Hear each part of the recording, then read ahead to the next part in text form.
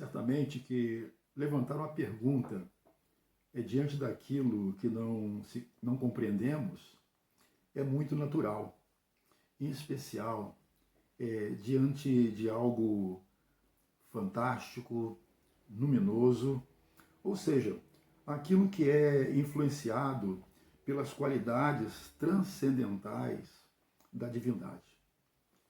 Vamos ler o texto do Evangelho de São Lucas, capítulo 8, a partir do verso 22.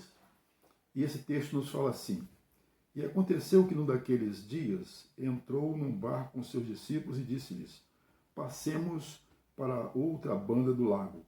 E partiram. E navegando eles, adormeceu, e sobreveio uma tempestade de vento no lago, e o barco enchia-se de água, estando eles em perigo. E chegando-se a ele, o despertaram, dizendo: Mestre, mestre, estamos perecendo. E ele, levantando-se, repreendeu o vento e a fúria da água, e cessaram, e fez-se bonança. E disse-lhes: Onde está a vossa fé?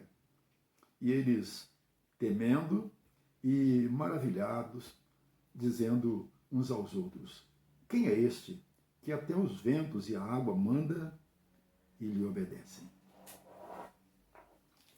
Nesse relato do Evangelho de São Lucas, nós vemos o relato do domínio de Jesus sobre fenômenos naturais.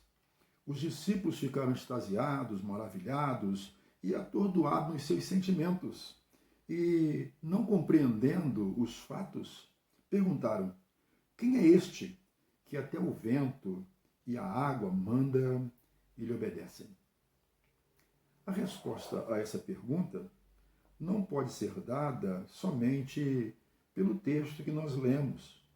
A resposta requer que olhemos a revelação de Deus, a revelação que ele faz de si mesmo na pessoa de seu Filho Jesus. Quem é este que até a água e os ventos manda e lhe obedecem? Este é Jesus, cuja existência é desde a eternidade. Na conversa travada por Jesus com os judeus, que está registrado no Evangelho de São João, no capítulo 8, no versículo 58 do seu Evangelho, a resposta que Jesus deu aos seus opositores foi tão contundente aos seus ouvidos que intentaram apedrejá-lo. Eles queriam confirmar quem era Jesus, de onde ele vinha, qual era o seu destino. E Jesus fala-lhes sobre o patriarca Abraão e diz: Antes que Abraão existisse, eu sou. E eles compreenderam perfeitamente que aquele eu sou era uma referência à revelação que Deus fez a Moisés lá no monte. E eles então quiseram apedrejar Jesus, por Jesus ter dito de onde ele vinha e qual era a sua origem. Também Pilatos não ficou menos extasiado, menos impactado com o que ouviu acerca dos judeus, da acusação que faziam contra Jesus, pois eles diziam: Nós o acusamos de estar se fazendo filho de Deus. E Pilatos então vai até Jesus para perguntar: Quem é você?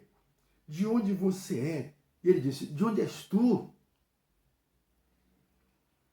E essa pergunta ela poderia ser respondida, conforme as Escrituras Sagradas, pelo profeta Miqueias, como falaram os sacerdotes e escribas quando foram inquiridos por Herodes acerca de onde deveria nascer o Cristo. E Miqueias assim respondeu com seus escritos e disse, capítulo 5, versículo 2 do livro de Miqueias: E tu, Belém Efrata, posto que pequena entre as milhares das capitais de Judá, de ti me sairá o Senhor em Israel, e cujas origens são desde os tempos antigos, desde os dias da eternidade. A origem do Senhor Jesus é origem eterna. E Jesus, assim, é revelado a nós como sendo aquele que vem até nós, mas cujas origens são eternas. Jesus é eterno. Quem é este que até as águas manda e também aos ventos e lhe obedecem? Este é Jesus, o Deus encarnado, o Verbo encarnado. O Evangelho de São João foi escrito tendo em vista a divindade de Jesus e por isso São João começa a escrever o seu Evangelho do ponto de vista da eternidade. E o Evangelho de São João é tão popular, né, tão conhecido, que nós sabemos a introdução dele mesmo de cor. No princípio era o Verbo estava com Deus e o Verbo era Deus. Ele estava no princípio com Deus, todas as coisas foram feitas por ele e sem ele nada do que foi feito se fez. Assim Jesus é revelado não só como divino, eterno, mas também participante da criação, criando juntamente com Deus. E essa verdade é confirmada também pela carta de São Paulo aos Colossenses, capítulo 1, versículos de 15 a 17. E nesse texto, São Paulo nos fala assim: o qual é a imagem do Deus invisível, o primogênito de toda a criação, porque nele foram criadas todas as coisas que há nos céus, na terra, visíveis, invisíveis, sejam tronos, sejam dominações, sejam principados, sejam potestades, tudo foi criado por ele e para ele. Ele é antes de todas as coisas e todas as coisas subsistem por ele. E também o escritor aos Hebreus, na sua carta, capítulo 1, versículo 3, diz que ele sustenta, além de ser a expressa imagem de Deus, também ele sustenta todas as coisas pela palavra do seu poder. O Senhor Jesus é criador de todas as coisas. Então, Jesus não só é criador, mas também ele é o sustentador de todas as coisas que foram criadas. Por isso vemos Jesus com domínio total sobre fenômenos da natureza, sobre fenômenos espirituais. E Jesus tem poder até mesmo sobre as coisas transcendentais, né? Aqueles fatos cósmicos que certamente temos dificuldades de compreender. E todas as coisas estão sujeitas a Jesus. E a palavra de Deus nos diz então que Jesus tem todo o poder nos céus e na terra, em todo e qualquer lugar que se possa nomear, o poder de Jesus chega então até esse lugar. Quem é este? Podemos ainda responder: este é Jesus, que veio habitar conosco, participando de nossa humanidade. E o texto que nós lemos do Evangelho de São Lucas nos diz que Jesus estava dormindo enquanto o barco navegava pelas águas daquele lago, daquele mar da Galileia. E Jesus dormia, e de repente, então, um grande vendaval, um grande temporal se levanta e começa a encher o barco de água. E vejam, esse texto é o único texto dos evangelhos que mostra Jesus dormindo. Certamente estava cansado após ensinar, após curar, após ministrar as necessidades dos homens. Aliás, foi para isso mesmo que ele veio, né? Jesus disse que ele veio buscar e salvar o perdido. E quando o texto mostra Jesus dormindo, podemos pensar então, imaginar o seu cansaço, né? como ele devia estar, então, estafado depois de tantas ministrações. Mas vejamos, por outro lado também, esse texto nos mostra o quão humano era Jesus, o quão sensível, né, era na sua natureza humana. Isso muito nos faz, muitas vezes, amados, esquecer, né, a sua esplêndida divindade, mesmo quando assim tão próximo de nós, participando do dia a dia, como participar do dia a dia dos discípulos. E por participar tão plenamente da nossa natureza, também ele pode nos socorrer em meio aos perigos. Tal como você conhece da palavra, Isaías 41:10 nos fala assim: não temas, porque eu sou contigo, não te assombres, porque eu sou teu Deus, eu te esforço, eu te ajudo, eu te sustento com a destra da minha justiça. E também no capítulo 43, versículo 1 e 2. Mas assim agora diz o Senhor, que te criou, ó Jacó, e te formou, Israel. Não temas, porque eu te remi, chamei-te pelo teu nome, tu és meu. Quando passares pelas águas, estarei contigo. Quando pelos rios, eles não te submergerão. Quando passares pelo fogo, não te queimarás, nem chama arderá em ti, porque eu sou o Senhor teu Deus, o Santo de Israel, teu Salvador. Dê o Egito por teu resgate, a Etiópia e Seba por ti. Com grande confiança, amados, podemos ter no cuidado do Senhor por nós. Por esse amor tão devotado, que levou ao ponto de identificar-se conosco, assumindo a nossa humanidade, para então ser o nosso Salvador. Longânimo, benigno, compassivo, com a nossa fraqueza humana, com o nosso pecado. E Jesus parece mesmo ignorar nossa incredulidade quando achamos que no nosso sofrimento isso lhe passa despercebido, como fizeram os discípulos nessa ocasião relatada por São Lucas. E isso os levou então a gritar por socorro: Mestre, Mestre, não te importa que pereçamos? Certamente Jesus se importa com o seu sofrimento. Ele está atento ao seu sofrimento. Jesus não pode desperceber ou não sentir aquilo que estamos sofrendo, queridos.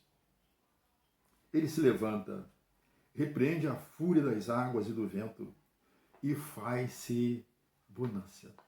Tenha certeza, então, que no seu sofrimento o Senhor está atento, ele vai então te socorrer.